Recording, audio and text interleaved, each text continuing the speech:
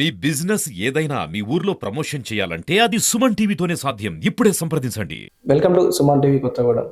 గత 3 రోజులుగా భారీగా కురిసిన వర్షాల కారణంగా భద్రాచలంలోని అశోక్ నగర్ కాలనీలో నివాసం ఉంటున్న ప్రజలు ఏదైతే రోడ్డు, డ్రైనేజీ, కరెంటు సదుపాయం లేకుండా తీవ్ర ఇబ్బందులు ఎదుర్కొంటున్నారని కార్యకర్తలు ఎవరైతే ఉన్నారో ఎమ్మెల్యే తెల్లం వెంకట్రావు గారికి ఆర్జీ చేసుకోగా తక్షణమే వర్షాన్ని సైతం లెక్క చేయకుండా ఈ వర్షంలో కూడా అశోక్ నగర్ సందర్శించి ఏ సమస్యలు ఉన్నాయని చెప్పి నేరుగా తనే ప్రజలని తెలుసుకోవడం ద్వారా ప్రజలు ఎవరైతే ఉన్నారో మేము ముఖ్యంగా డ్రైనేజీ వ్యవస్థ లేకుండా ఈ వర్షాలకు చినుకు పడగానే రోడ్డు మీదకి మురికి నీళ్లు రావడం వల్ల తీవ్ర ఇబ్బందులు ఎదుర్కొంటున్నామని జబ్బు బారిన పడుతున్నామని చెప్పుకోగా అలాగే కరెంట్ లేని కారణంగా కూడా చీకట్లో ఉంటున్నామని చెప్పి సరైన రోడ్లు కూడా లేనందున వర్షం పడగా ఆ బురదలో వెళ్ళి కింద పడుతున్నామని డ్రైనేజీ వ్యవస్థ సరిగ్గా లేనందున ఈ మురికి నీళ్ళు ఏదైతే ఉన్నాయో ఇంట్లోకి వచ్చి చాలా ఇబ్బందులు ఎదుర్కొంటున్నామని వర్షం పడగానే రాత్రిపూట కరెంట్ లేని కారణంగా ఇంట్లోకి విషసర్పాలు వస్తున్నాయని చెప్పి ఆ దారి గుండా ప్రయాణించే ప్రజలు ఎవరైతే ఉన్నారో ఈ బురద కారణంగా కింద పడి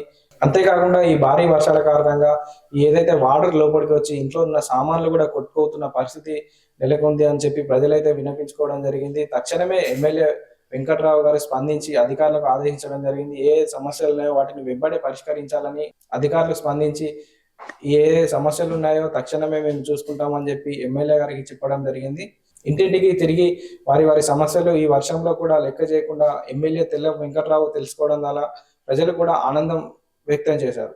ఇంతేకాకుండా ఎగువన కురుస్తున్న వర్షాలకి గోదావరి ఏదైతే ఉందో గంటకి ఉధృతంగా పెరుగుతున్న పరిస్థితి కనిపిస్తా ఉంది. లోతట్టులో ఉన్న ప్రజలు ఎవరైతే ఉన్నారో వారందరినీ కూడా పునరావాస కేంద్రాలకు తరలించడం జరిగింది. రాత్రి వరకు ఏదైతే చూసుకోవచ్చు గోదావరిలో 32 నుండి 40 అడుగుల వరకు కూడా పెరుగుతుందని చెప్పి అధికారులు చెప్పడం జరుగుతుంది. మొదటి ప్రమాద హెచ్చరిక కూడా జారీ చేసే అవకాశం ఉందని చెప్పి అధికారులు కూడా చెప్పడం జరిగింది.